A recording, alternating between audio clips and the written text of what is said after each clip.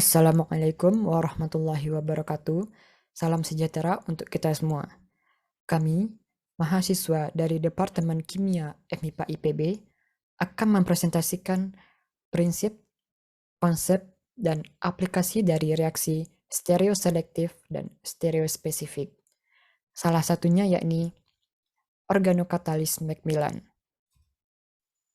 Kami, kelompok 6 stereokimia yang beranggotakan Putri Nur Angelina, Widiansyah Fatur Rahman, saya sendiri Muhammad Hafiz Aditya, dan Rai Ragil Muttasam Dia. Sebagai awalan, akan dijelaskan konsep dasar dari stereoselektif. Apa itu stereoselektivitas? Terbagi dalam beberapa konsep dasar. Yang pertama ialah produk lebih dari satu senyawa stereoisomer. Substitusi pada pusat stereogenik dapat dilanjutkan dengan retensi atau inversi konfigurasi. Misalkan, jika selama proses kimia konfigurasi dari pusat kiral dipertahankan, atau dengan kata lain, spasial substituen selama reaksi tidak berubah, reaksi tersebut dapat dikatakan sebagai retensi konfigurasi. Namun, jika tidak dipertahankan, atau dengan kata lain berubah, dapat dikatakan sebagai inversi. Yang kedua, terdapat perbedaan komposisi. Ketika suatu substrat sudah mengandung pusat stereogenik, maka reaksi akan terarahkan ke salah satu arah tertentu, menghasilkan dua stereoisomer atau lebih dalam jumlah yang tidak sama, dominan pada salah satu konfigurasi. Hal ini dapat disebabkan oleh beberapa faktor. Yang pertama, substrat atau reaktan yang kiral. Yang kedua, penyebaran muatan dari keadaan transisi. Yang ketiga, keadaan sterik dari molekul senyawa. Yang ketiga ialah enantiomeric excess, menghubungkan komposisi dari lebih dari satu senyawa enantiomer yang terbentuk. Enantiomeric excess atau disingkat dengan AA dapat didefinisikan sebagai perbedaan mutlak antara fraksi mol masing-masing enantiomer yang terbentuk. Yang keempat adalah diastereomer excess, memiliki konsep yang mirip dengan enantiomeric excess, namun diaplikasikan pada produk berupa diastereomik. Dari keempat konsep dasar tersebut, dapat digarisbawahi bahwa stereoselektivitas mengacu pada pembentukan campuran stereoisomer yang tidak merata selama reaksi kimia. Pusat stereogenik pada molekul baru dapat mengontrol pembentukan kirilitas pada reaksi selanjutnya. Kemudian ada stereospesifisitas. Terdapat tiga konsep dasar. Yang pertama ialah satu jenis konfigurasi substrat hanya menghasilkan satu jenis konfigurasi produk. Atau dengan kata lain, proses stereospesifik adalah proses di mana konfigurasi produk ditentukan mutlak oleh konfigurasi reaktan dan substrat. Hubungan tersebut dapat berupa retensi konfigurasi asli atau pembalikan dari konfigurasinya. Setiap reaktan yang memiliki konfigurasi yang berbeda juga menghasilkan produk dengan konfigurasi tunggal yang juga berbeda. Atau secara sederhana dapat ditulis, senyawa A hanya menghasilkan A aksen dan senyawa B yang merupakan stereoisomer dari senyawa A juga hanya akan menghasilkan B aksen.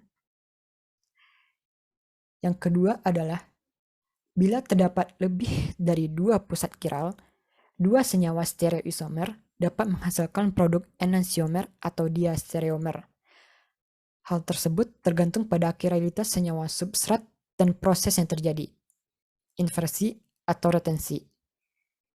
Yang ketiga ialah stereospesifik merupakan bagian dari stereoselektif. Namun bukan berarti stereoselektif pasti merupakan stereospesifik. Hal ini dikarenakan konfigurasi produk yang terbentuk dipengaruhi oleh konfigurasi substrat dan reaktan. Untuk pembahasan selanjutnya akan dilanjutkan oleh rekan saya. Hai. Perkenalkan, nama saya Rai Ragil Muttasam Dia, NIM G44190057, akan menjelaskan sedikit tentang jenis-jenis organokatalisis Macmillan, sifat, dan beberapa contoh metode reaksi dari organokatalisis Macmillan. Yang pertama, berikut dapat dilihat di slide ringkasan dari penjelasannya. Terus untuk selanjutnya lanjut ke LUMO activation atau dikenal juga dengan katalisis iminium. Katalisis iminium ini biasa digunakan untuk mengaktifkan senyawa aldehida alfa beta tajenum. Biasanya kondensasi dari amina kiral dengan aldehid dan keton alfa beta tajenum akan menghasilkan bentuk reversibel dari ion iminium.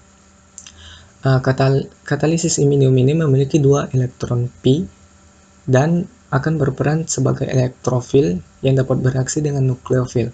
Hal tersebut didukung oleh fakta bahwa energi yang rendah dari LUMO katalisis iminium ini sehingga dapat memudahkan reaksi dengan nukleofil. Untuk di sebelah kanannya dapat dilihat di bagian merah ini dapat dilihat beberapa contoh reaksinya. Nextnya itu ada beberapa metode yang dikembangkan oleh berbagai orang. Itu yang pertama ada Mukayama Michael Edition, terus ada hydrate reduction, dan yang ketiga ada amine addition. Untuk selanjutnya homo activation atau dikenal juga dengan katalisis enamina.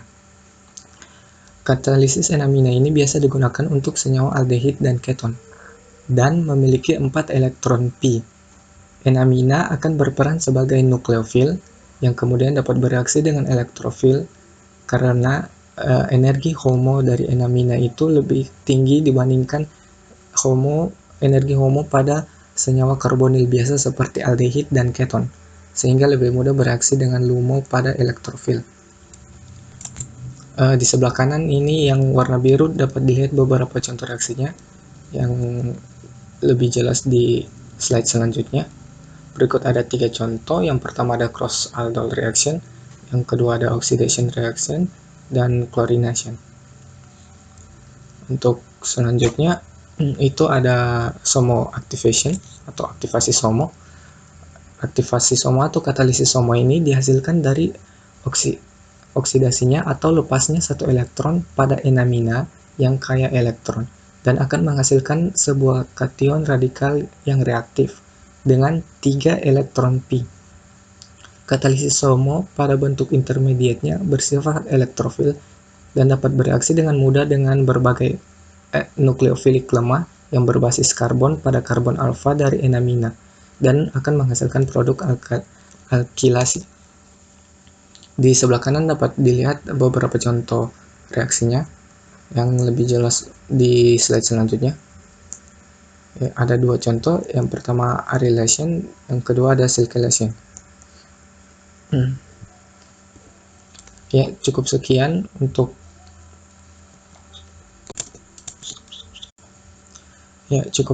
penjelasan singkat dari saya. Untuk selanjutnya diserahkan kepada teman kelompok saya. Sekian, terima kasih. Baiklah, sebelumnya perkenalkan nama saya Putri Nur Angelina, NIM G44190043, akan menjelaskan terkait dengan mekanisme dan sifat asimetrik dari organokatalis Macmillan. Nah, kita akan membahas terkait dengan mengapa organokatalis Macmillan merupakan organokatalis asimetrik yang bisa berperan dalam reaksi katalisis asimetrik. Sebelum itu, kita perlu mengetahui terkait dengan apa itu reaksi katalisis asimetrik dan apa peran atau fungsi dari katalis asimetrik dalam suatu reaksi. Nah, reaksi katalisis asimetrik merupakan reaksi yang melibatkan molekul kiral sebagai katalis yang kemudian nantinya katalis ini akan teregenerasi dan menghasilkan produk yang kiral. Dalam suatu reaksi, katalis asimetrik tidak hanya berperan dalam mempercepat reaksi, tapi juga bertanggung jawab gitu dalam menjadikan suatu reaksi itu menjadi suatu reaksi asimetrik atau enantioselektif yang menghasilkan hanya satu produk dominan dari dua produk yang merupakan bayangan cermin. Selanjutnya kita akan membahas lebih lanjut terkait dengan organokatalis Macmillan. Nah, sebelumnya molekul kiral itu bisa mengkatalisis suatu reaksi yang kompleks gitu, layaknya enzim atau metal catalyst yang selama ini digunakan. Bahkan terkadang reaksi katalisisnya itu lebih baik. Nah, sebelumnya David Macmillan ini bekerja dengan suatu katalis metal atau katalis logam, dan diketahui bahwa metal catalyst ini sangat mudah hancur begitu atau tidak durable. Nah, kemudian David Macmillan ini membuat suatu organokatalis yang lebih durable atau lebih kuat gitu dibandingkan dengan metal catalyst ini. Nah, kemudian David Macmillan dan timnya menemukan bahwa suatu fenilalanin yang termodifikasi itu bisa mengkatalisis suatu reaksi asimetrik antara alfa beta aldehida jenuh dan diena dengan rasio enantiomerik 98 berbanding 2. Nah, apa yang membuat reaksi tersebut berjalan secara asimetrik atau menjadi suatu reaksi asimetrik? Nah, bulky chemical group atau suatu komponen bulky atau sterik di sini itu yang berkontribusi pada terjadinya suatu reaksi asimetrik. Nah, di sini juga terdapat nitrogen atom nitrogen yang bisa membentuk suatu ion iminium yang nitrogen ini bersifat kiral gitu. Jadi organokatalis ini merupakan suatu molekul yang kiral atau organokatalis yang kiral. Nah, selanjutnya terkait dengan mekanismenya. Jadi organokatalis ini akan terikat pada suatu molekul yang bereaksi, yaitu molekul ini atau suatu aldehida jenuh misalnya, dan akan menghasilkan suatu intermediate atau zat antara yang lebih reaktif dibandingkan dengan molekul yang belum terikat dengan katalis ini.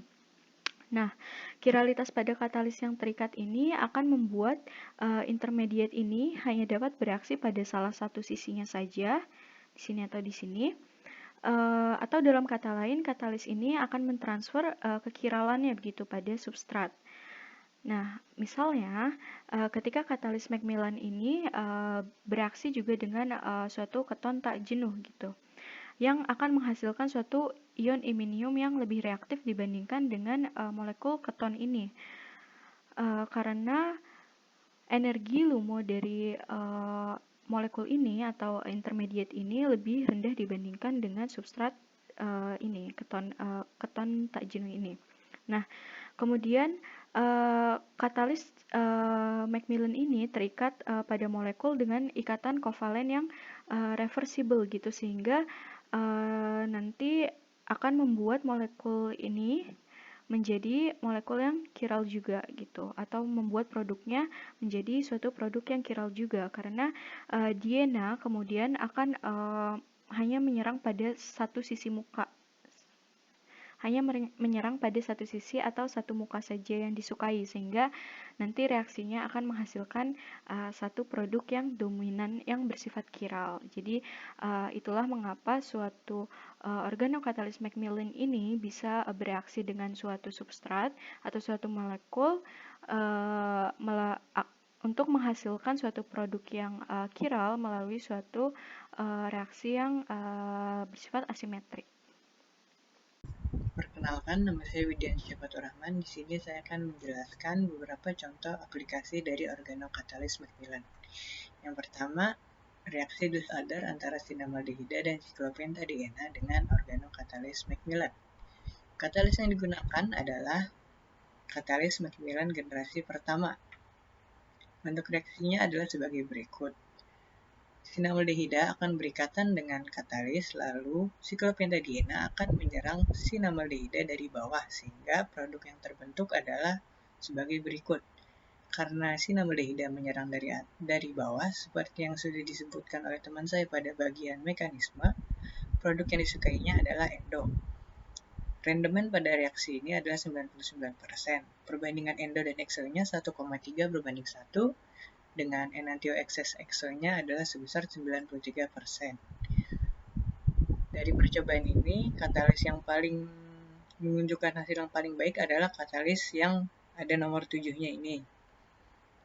Dan dari percobaan ini, Macmillan bersama dengan Benjamin List dengan percobaan yang menggunakan L-proline memperoleh medali Nobel pada bidang kimia di tahun 2021 karena Macmillan dengan organokatalis imidazolinonnya dan Benjamin List dengan percobaan pertamanya menggunakan L-proline menjadi pembuka dari topik pengembangan organokatalis.